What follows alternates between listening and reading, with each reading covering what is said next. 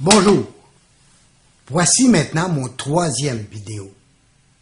Il s'intitule, tel que promis, Test d'étanchéité des organes mécaniques qui composent tout genre de véhicules motorisés.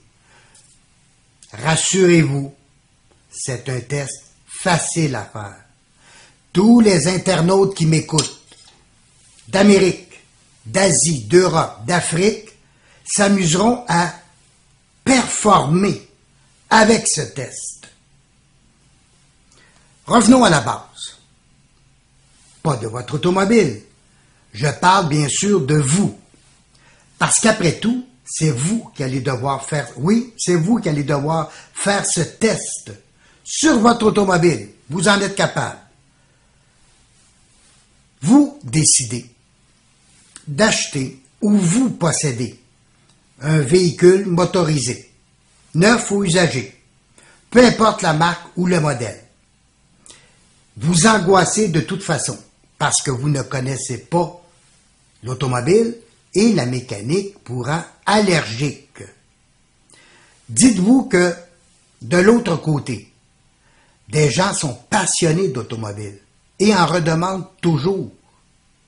Voici des trucs du milieu pour tous les gens qui m'écoutent. Commençons ainsi. Un matin, à la lumière du jour, vous utilisez, non, pire, vous achetez un véhicule motorisé, neuf ou usagé, peu importe la marque ou le modèle. Votre prérogative est de toujours jeter un rapide coup d'œil sous le véhicule. Faites-le une fois par semaine ou au besoin 3 à 4 fois par semaine. Et dans les cas extrêmes, à chaque utilisation du véhicule motorisé. Bon, pour ceux et celles qui sont professionnels, comme chauffeurs de camions, d'autobus, de taxi, opérateurs de machinerie lourde, policiers, pompiers, ou simplement, vous avez une vieille guimbarde. Comprenez-moi bien, c'est que toute perte de fluide d'un véhicule motorisé peut facilement déraper et devenir une question de vie ou de mort pour vous, votre véhicule et votre entourage. Bon, pour ceux et celles qui ont des questions, vous pouvez toujours me rejoindre à escott25@live.ca. Je répondrai à toutes vos questions. Et pour ceux et celles qui veulent parfaire leur connaissance en mécanique et en automobile, vous avez toujours ma collection de DVD, 15 titres tels que moteur, 1, 2, 3, 4, 5, électricité, électronique, les freins, comment acheter et vendre une auto, etc. Mais vous n'êtes plus seul. Maintenant, passons à la démonstration. Comment savoir faire? Bon, premier cas de figure. Pour tous ceux et celles qui sont allergiques à la mécanique, voici un truc facile à exécuter. Un matin, vous utilisez votre véhicule par une journée lumineuse. Reculez l'espace d'un stationnement. À travers le pare-brise, regardez le pavé où vous étiez stationné. Une accumulation de 5 à 6 gouttes de fluide vous indique que vous devriez prendre rendez-vous avec votre mécanicien. Une accumulation sur le pavé de fluide, la grosseur du poing d'un adulte. N'utilisez le véhicule que sur quelques kilomètres et go to the garage. Maintenant, une accumulation sur le pavé, la grosseur de la tête d'un adulte. Ne touchez plus au véhicule. Arrêtez, dépanneuse, go to the garage. C'est peut-être un problème majeur. Évitez-vous une catastrophe. Deuxième cas de figure, pour ceux et celles qui ne sont pas allergiques à la mécanique et qui sont un peu plus intervenants, munissez-vous d'une lampe de poche.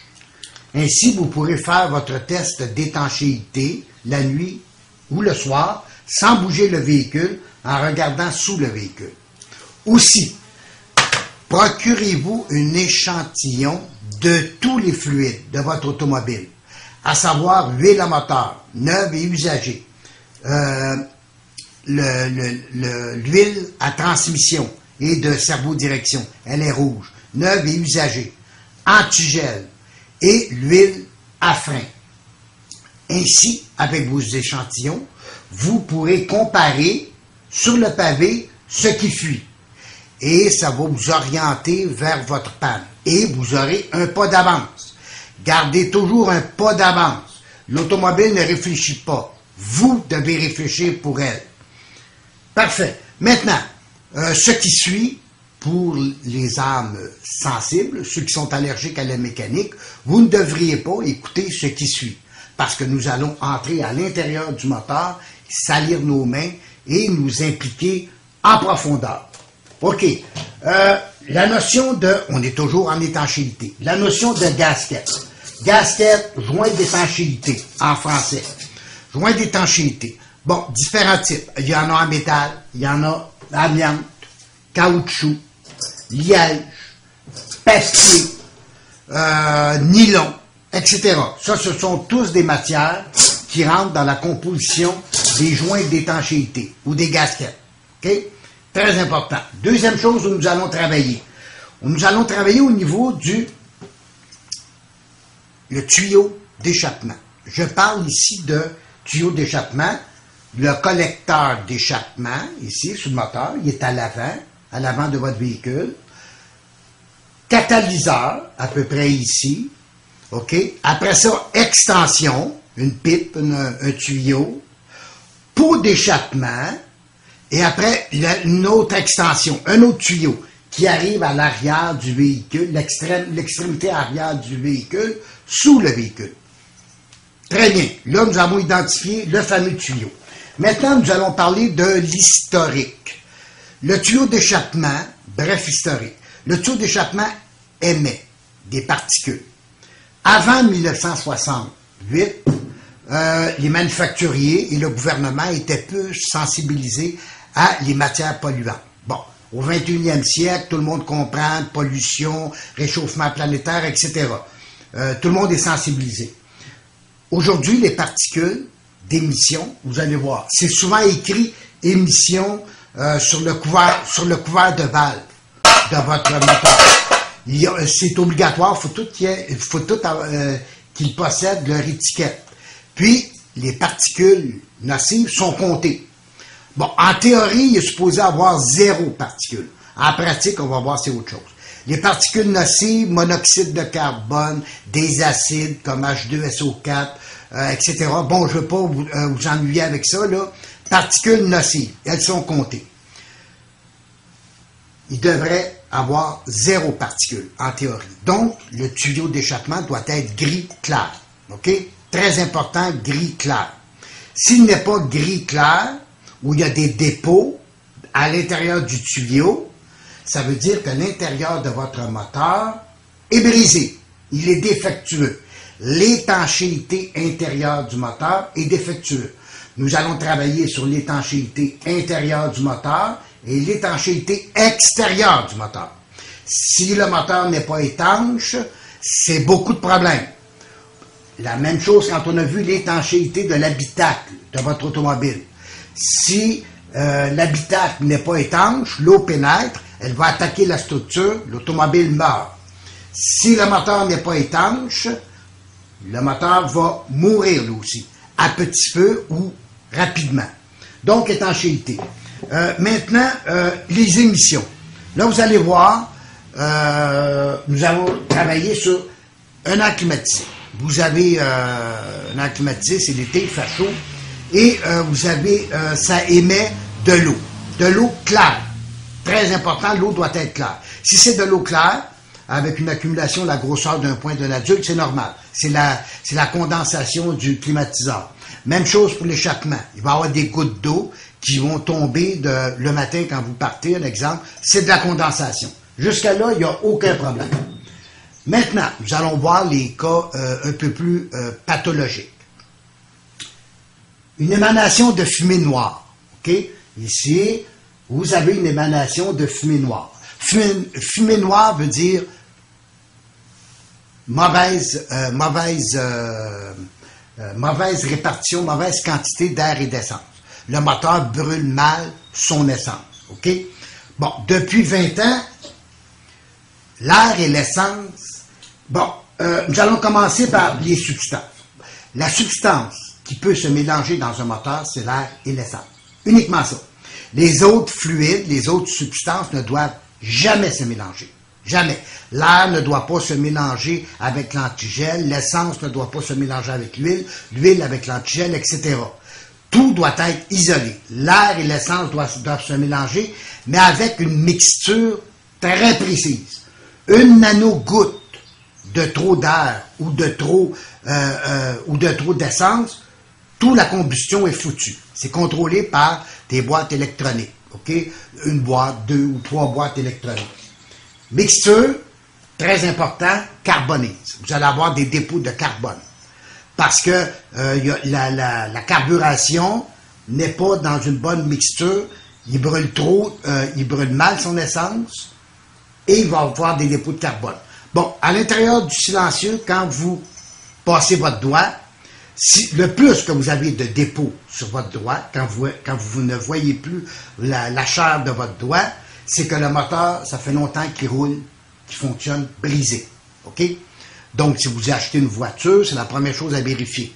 Retenez votre envie un peu si l'intérieur du tuyau d'échappement, il y a des dépôts dedans. OK? Ou s'il émet des émanations. Parfait. L'intérieur du tuyau, je vais en revenir souvent. L'intérieur, je conclue encore. L'intérieur du tuyau vous prouve que l'intérieur de votre moteur est étanche. Très important. Bon, OK, j'ai dit carburation. Là, on va démonter le moteur. Sur ce moteur 350, V8 Chevrolet, dans les années 60, 70, 80, moteur très populaire américain. Il est tout en fonte, il pèse à peu près 600 livres. Bon, ils n'en font plus de moteurs comme ça. C'est des moteurs en aluminium. OK? Ça, c'est un 350, 5,7 litres. C'est le même moteur que vous avez dans des camionnettes. Camionnettes, pick-up, là, c'est à peu près entre 5 et 6 litres. OK? Ça, c'est un 5,7 litres. Dans une automobile ordinaire, c'est la moitié de ce moteur-là que vous avez. 4 cylindres, la moitié. Et tout est en aluminium. Je l'ai pris parce qu'il est plus gros. On le voit mieux de loin. Bon, on enlève l'intake manifold. OK? Bon, ça c'est l'intake manifold. On va la mettre là.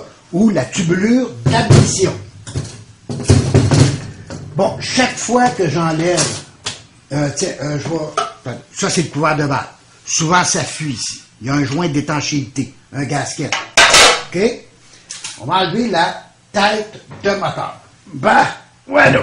Très pesant. Ça pèse 40 livres. Ça pèse à peu près, la tubulure d'admission, elle pèse à peu près 15-20 livres. OK? Aujourd'hui, en aluminium, elle pèse quelques livres. OK? Tête de moteur, c'est... voici la culasse. La culasse. Là, vous avez vu que j'ai enlevé une partie du moteur. Évidemment, tout est boulonné. OK? C'est boulonné et joint par un gasket, un joint d'étanchéité. En mécanique, chaque fois qu'on met une pièce par-dessus une autre pièce, on la boulonne et on met en général un joint d'étanchéité. OK?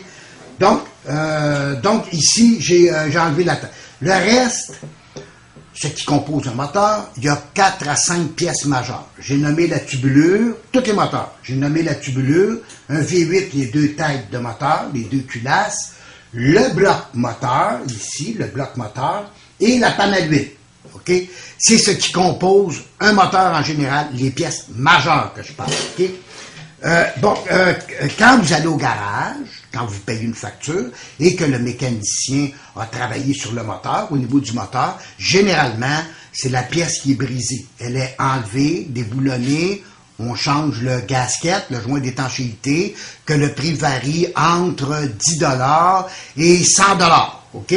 Il change le gasket, il nettoie la pièce, vérifie, répare ce qu'il y a à réparer dessus, remet en place. OK? C'est toujours, au niveau du moteur, c'est toujours comme ça que ça se passe quand vous payez votre facture. OK, parfait. OK. On a dit que, bon, la culasse peut être, c'est le valve train. OK, le valve train, c'est que ça inclut le camshaft, les pushing rods, OK, pushing rod, et les valves. OK, la valve, elle reste tout le temps ouverte. C'est ça le problème. Alors, ajustement de valve. Il faut que le technicien ajuste les valves pour que les valves puissent se refermer. Bon, coût de l'opération, approximativement 300 $. Bon, là, je ne veux pas que les gens polluent mon site Internet. Quand je dis un prix, OK, ce sont mes 35 années d'expérience en mécanique. Je suppose, mon barème, c'est que je suppose que la réparation a été faite par un technicien certifié qui a suivi le bon processus de montage et de réparation, bref, qui a fait les choses dans les règles de l'art. OK? Autrement dit, c'est un prix sécuritaire pour vous, consommateurs. OK? On peut toujours le faire moins cher. OK? Mais c'est risqué. OK? Prix sécuritaire pour vous quand je vous donne un prix. Aussi, quand je parle d'automobile, je parle d'automobile en bas de 30 000 $. OK? On ne parlera pas de Ferrari, de Rolls-Royce, de Porsche. Ce sont des éléphants blancs. Pour le commun des mortels, on ne verra pas ça. Et je ne parle pas des problèmes en particulier. OK? Je parle des problèmes en général.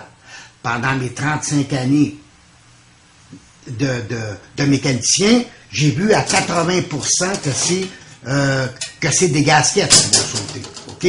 C'est toujours des problèmes qu'on va le plus rencontrer dans les garages que je vous parle. Pas des problèmes trop précis ou trop qu'on rencontre un cas sur 1000.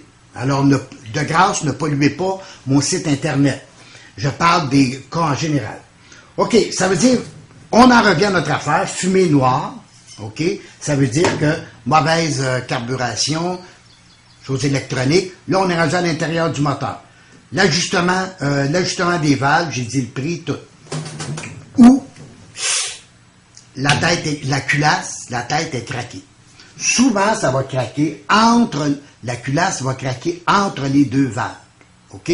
Souvent, surtout sur les têtes d'aluminium.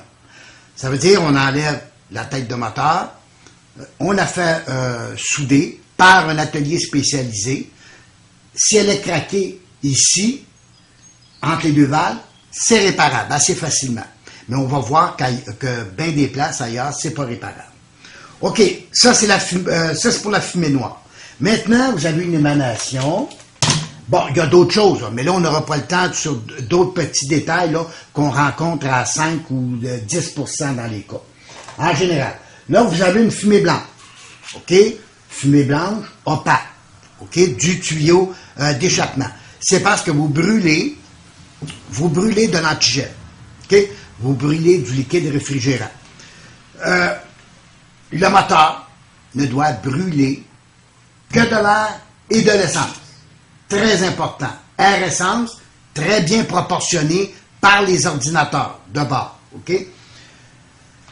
Ça veut dire que c'est le gasket de la tubulure d'admission.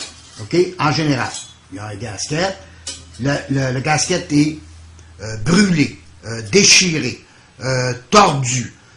Peu importe, le gasket est brisé. OK? Donc, faut le réparer. Coût des réparations, à peu près 400 $. OK? Pour des moteurs, comme je vous l'ai dit, je vous ai expliqué mon barème. OK?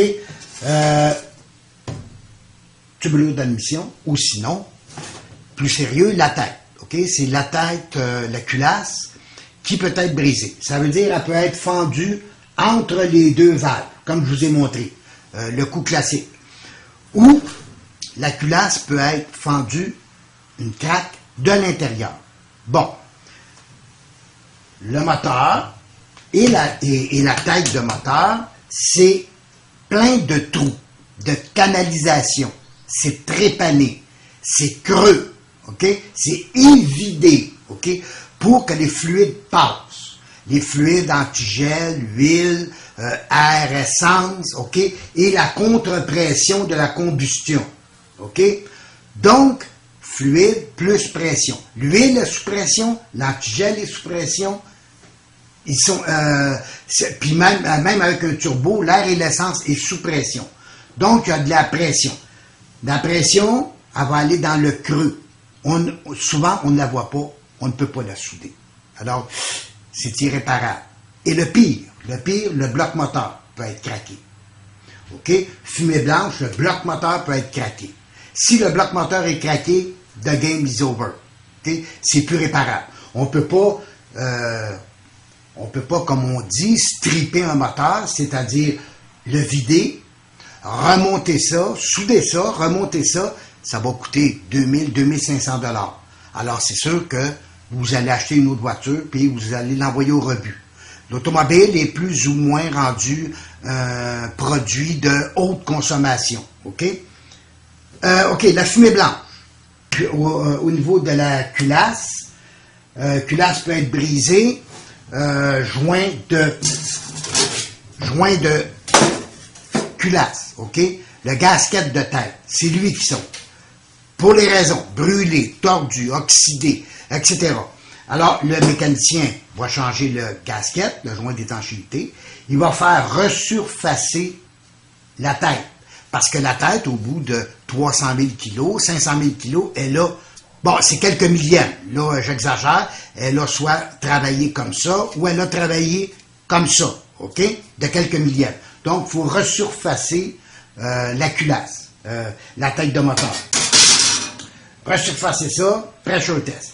Bon, c'est évident, quand on joue, il serait toujours mieux de faire des pressure tests quand on travaille au niveau du bloc, OK? Et même de la culasse. Parce qu'il y a de la pression. OK? Beaucoup de pression, alors ça serait toujours mieux de faire un pressure test. Bon, OK, la fumée blanche, ça c'est beau. Quoi d'autre? Bon, OK. Ça va être bon. La fumée bleue, maintenant, OK? Vous avez une émanation de fumée bleue. Fumée bleue, c'est l'huile à moteur. OK? Il consomme de l'huile à moteur. Bon, bonne nouvelle, c'est que vous avez simplement trop mis d'huile à moteur dans le moteur. Rectification, vérifiez votre niveau. Rectification, enlevez le surplus par la panne à l'huile, par le bouchon de la panne à l'huile. Le surplus, j'ai dit. Bon, ça, c'est pas pire. Ça, c'est bon. Si vous avez une tondeuse, là, c'est ça, là, c'est par le bouchon de la panne à l'huile. Ou sinon, ajustement des valves. OK? Ajustement des valves, comme j'ai dit tantôt. Que ce soit des valves hydrauliques, il faut les ajuster quand même. Hein? OK? Ça peut être le camshaft, plus bas, le camshaft, la pushing rod et les valves. OK? Ou les cils de valve. OK? Ici, les cils de valve. Cils de valve, c'est un gasket. Généralement, il est en genre de caoutchouc. Alors, le cil de valve, faut les changer. Coût de l'opération, à peu près 600 $. OK? 600 $. Ou la tête est craquée entre les deux valves. C'est le même problème, ça va faire les mêmes symptômes. Entre les deux valves, c'est craqué. Ou, le pire, les segments de piston. OK? Bon, là, je ne veux pas trop vous en montrer pour vous noyer d'informations. Là, on le verra plus tard dans d'autres émissions. Ici, c'est la fournaise. Okay? À ce niveau-ci, c'est tout brûle. Tout brûle. Il y a un feu perpétuel. Excepté que le feu ne doit brûler comme une fournaise que de l'air et de l'essence. Proportionné par votre ordinateur. Okay? C'est lui qui va dire une nanogouttelette, trop d'essence, l'affaire va carboniser. OK? Donc, c'est très, très, très calculé. L'huile passe entre... c'est ça. J'ai dit que c'était comme une fournaise. Si les rings, les segments de piston, sont usés après 400 000 km, 500 000 km, ils sont usés. C'est comme un adulte âgé de 85 ans. Il n'est pas mort, mais il compresse d'en bas, comme on dit, OK? Donc, l'huile va passer entre la paroi cylindrique et les rings, et le piston, OK? Qu'est-ce que le piston? C'est ça ici. C'est ce qui fait avancer votre roue, OK? Le feu est ici en haut. Bon, ça ici, c'est une coupe transversale, OK? Ça, c'est un cylindre, c'est fermé, on l'a coupé en deux. C'est exactement le même effet comme ça, puis le piston travaille comme ça, OK? Ici, il transmet le pouvoir aux roues, vous voyez, ça tourne, et ça fait tourner les roues. Bon, ça va très bien. Entre le piston et la paroi cylindrique, le piston peut passer, puis l'huile aussi, elle peut passer. Et la compression va passer entre la paroi cylindrique et le piston. Il y a des segments ici qui assurent l'étanchéité. OK? Ça, c'est fini. Après 400, 500 000 km, OK, 600 000 km, ça s'use très vite. Ou sinon, une usure prématurée. OK? Donc, ça passe là. Parfait. Et vous brûlez de l'huile. Quand on est rendu à ce niveau-là, c'est pratiquement pas réparable, OK? Ne jetez pas votre argent par les fenêtres, parce que le moteur n'est plus étanche, OK? Le moteur doit être étanche par les joints d'étanchéité et par les segments de piston. Très important.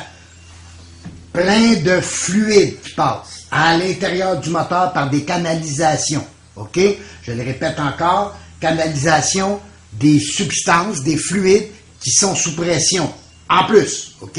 D'une pression d'à peu près 75 livres ça peut monter jusqu'à 120 livres pour l'huile à moteur, puis à peu près 25 livres pour l'antigel. Puis si vous avez un turbo, l'air et l'essence est sous pression encore. OK? Tout est sous pression. Le moteur subit beaucoup de pression. Il doit être étanche. Si l'intérieur du moteur n'est pas étanche, vous allez le savoir par l'intérieur de votre tuyau d'échappement. S'il y a un dépôt, ça fait longtemps que le moteur fonctionne brisé. Si ça ne fait que commencer, il doit être gris clair. On part de la base, gris clair, noir, c'est de la mauvaise combustion. L'essence coule. L'essence n'est plus étanche. Mauvaise combustion, blanc de l'antigel, bleu de l'huile à moteur. OK? Donc, le moteur doit être étanche de l'intérieur. Et aussi de l'extérieur. OK? L'huile ou les substances, les fluides ne doivent pas passer de l'intérieur vers l'extérieur. Couvert de valve. Les fuites prévisibles, couvert de valve, ici. OK? Souvent, c'est le gasket, le joint d'étanchéité qu'il faut changer. Parce que l'huile part de l'intérieur vers l'extérieur. C'est sous pression. Ça pousse de l'intérieur. OK? Ou gasket de tête. Ici, encore le fameux gasket de tête. Je vous lis ici. Il va sur ce côté-là. Oups, attendez, là, je suis à l'envers. Bon, sur ce côté-là, OK? Gasket de tête, l'huile va sortir par ici. Ou le timing cover, ou le gasket de panne à l'huile. C'est toutes des places où ça peut sortir. Il y en a d'autres aussi. Là, je parle en gros, OK? Donc, le gasket. Pour voir si le moteur est étanche de l'intérieur vers l'extérieur, le moteur doit être propre. OK? Si vous avez des croûtes, vous voyez des croûtes d'huile, où le moteur est sale, plein d'huile, à l'extérieur, mauvais signe, mauvais augure. OK? Pour le savoir, votre automobile, ouvrez le capot. Faites 2 ronds à l'intérieur de votre capot. S'il y a des dépôts, comme mes doigts, s'il y a des dépôts et vous ne voyez plus la couleur claire de vos doigts, ça veut dire que ça fait longtemps. Le dépôt vous certifie que ça fait longtemps que le moteur est utilisé défectueux. OK? Intérieur du compartiment moteur, ça doit être propre. Tout à l'intérieur du compartiment. S'il y a des dépôts d'huile, ça vous prouve, n'achetez pas ce véhicule-là. C'est ce que ça veut dire. Retenez votre envie. Okay? Il y a d'autres modèles que vous allez pouvoir acheter. Okay? Donc, OK, capot, compartiment moteur, ça c'est l'extérieur. Donc, on a vu l'étanchéité. L'étanchéité de l'habitacle, l'étanchéité intérieure du moteur, l'étanchéité extérieure du moteur. Okay? Le moteur doit être étanche, comme l'habitacle. Okay?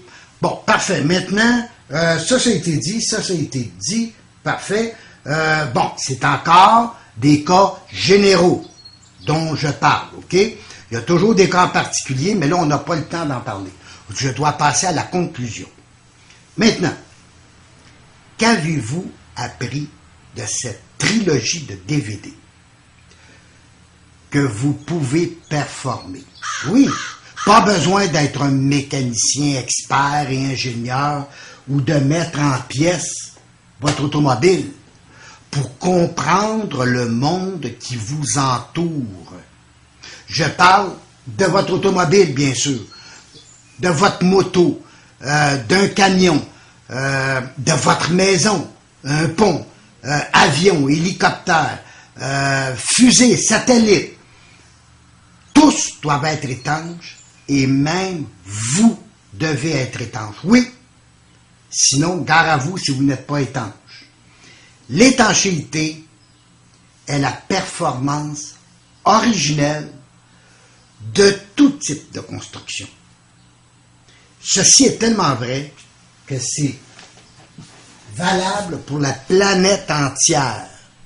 Et tous les internautes qui m'écoutent, d'Amérique, d'Afrique, d'Asie, d'Europe, l'étanchéité vous garantit la longévité de votre véhicule. Maintenant, si vous voulez en savoir plus, vous avez toujours mes 15 DVD, OK? Moteur, 1, 2, 3, 4, 5, électricité, électronique, achat et vente, ou vous pouvez me communiquer à scott25 en commercial, live.ca. Je répondrai à toutes vos questions. C'est toujours dans la philosophie que vous n'êtes plus seul. Maintenant, à suivre, autant de sujets, autant de DVD que vous allez parler. C'est le gasket de la tubulure d'admission. OK? En général, il y a un gasket. Le gasket est brûlé, déchiré, tordu. Peu importe, le gasket est brisé. OK? Donc, faut le réparer. Coût des réparations, à peu près 400 $. OK? Pour des moteurs, comme je vous ai dit, je vous ai expliqué mon barème. OK?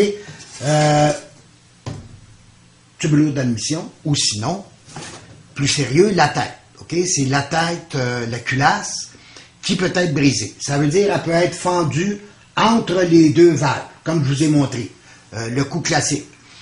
Ou la culasse peut être fendue, une craque, de l'intérieur. Bon. Le moteur et la tête de moteur, c'est plein de trous, de canalisation. C'est trépané, c'est creux, OK? C'est évidé, OK? Pour que les fluides passent. Les fluides antigel, huile, air, essence, OK? Et la contre-pression de la combustion, OK? Donc, fluide plus pression. L'huile est sous pression, l'antigel est sous pression. Ils sont, puis même avec un turbo, l'air et l'essence est sous pression. Donc, il y a de la pression. La pression, elle va aller dans le creux. Souvent, on ne la voit pas, on ne peut pas la souder. Alors, c'est irréparable. Et le pire, le bloc moteur peut être craqué. OK? Fumée blanche, le bloc moteur peut être craqué. Si le bloc moteur est craqué, the game is over. Okay? C'est plus réparable. On peut pas, comme on dit, stripper un moteur, c'est-à-dire le vider, remonter ça, souder ça, remonter ça, ça va coûter 2000, 2500 $. Alors, c'est sûr que vous allez acheter une autre voiture, puis vous allez l'envoyer au rebut. L'automobile est plus ou moins rendu un produit de haute consommation. OK?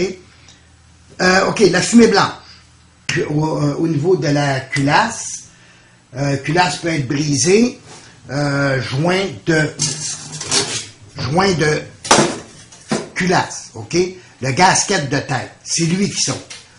Pour les raisons, brûlé, tordu, oxydé, etc. Alors, le mécanicien va changer le gasket, le joint d'étanchéité. Il va faire resurfacer la tête.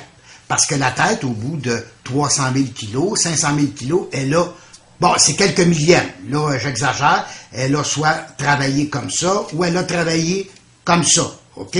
De quelques millièmes. Donc, il faut resurfacer la culasse, la tête de moteur.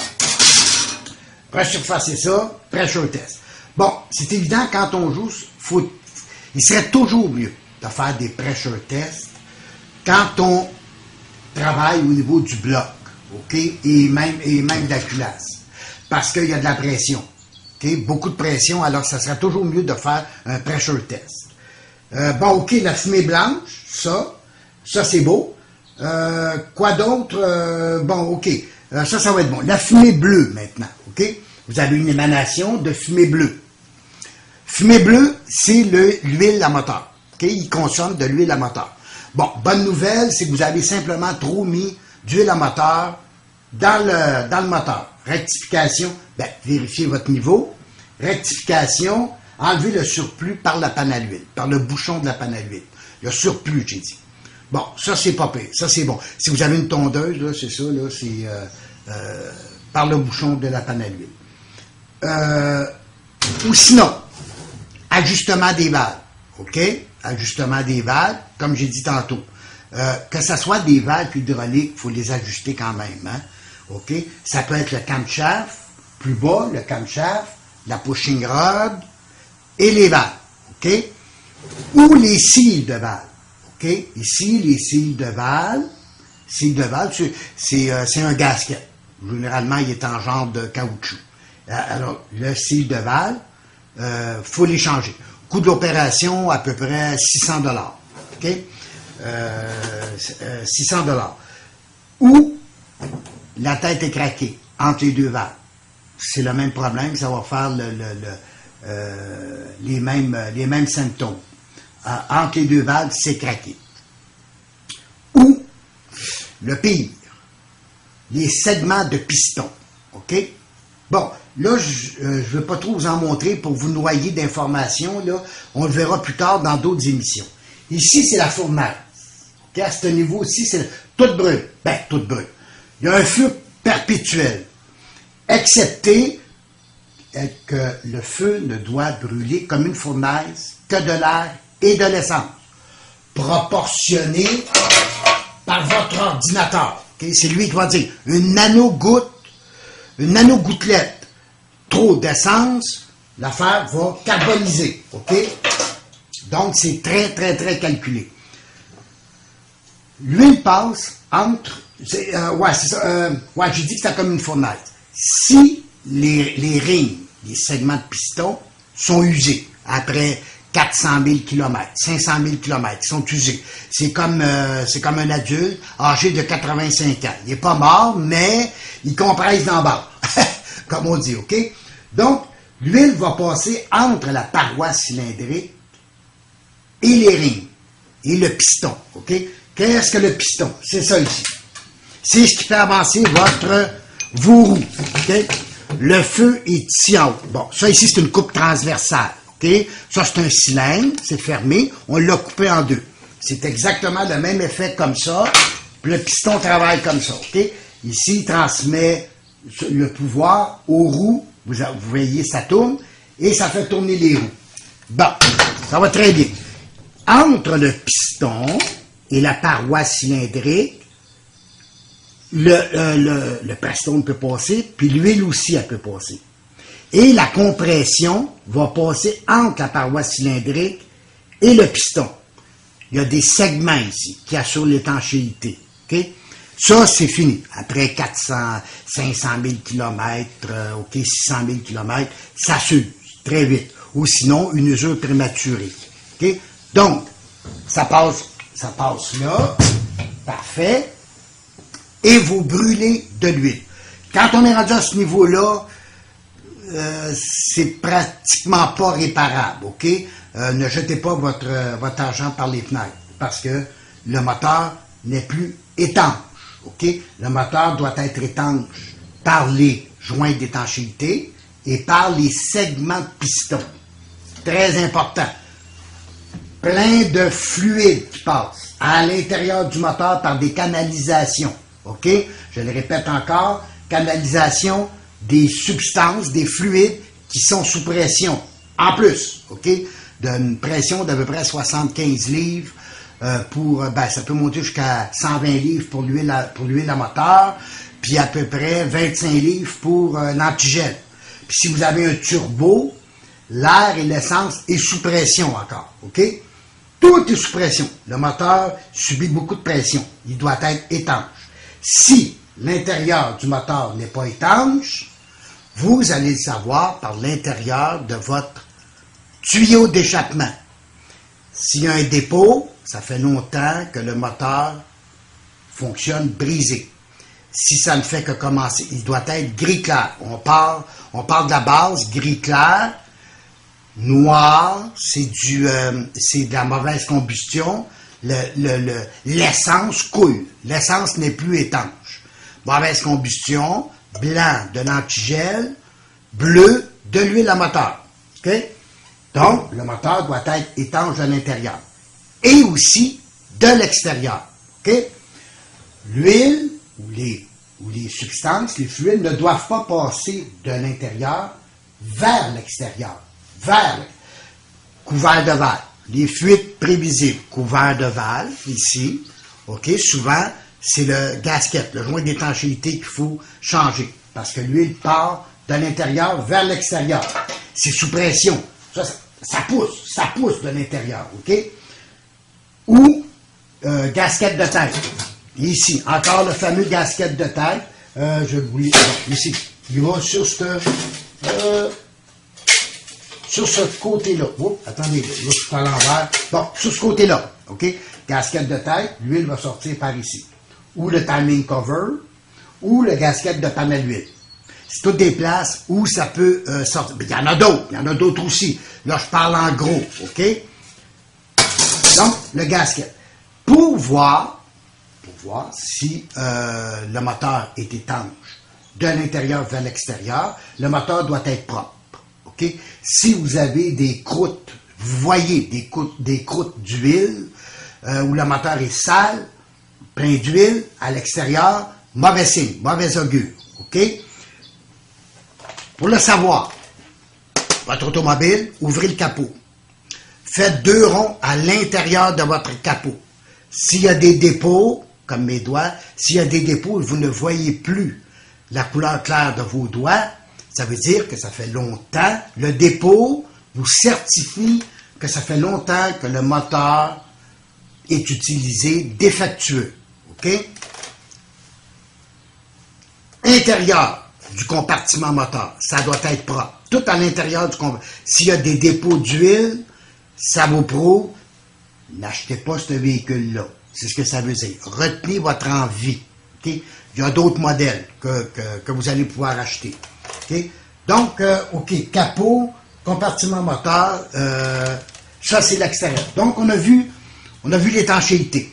L'étanchéité de l'habitacle, l'étanchéité intérieure du moteur, l'étanchéité extérieure du moteur.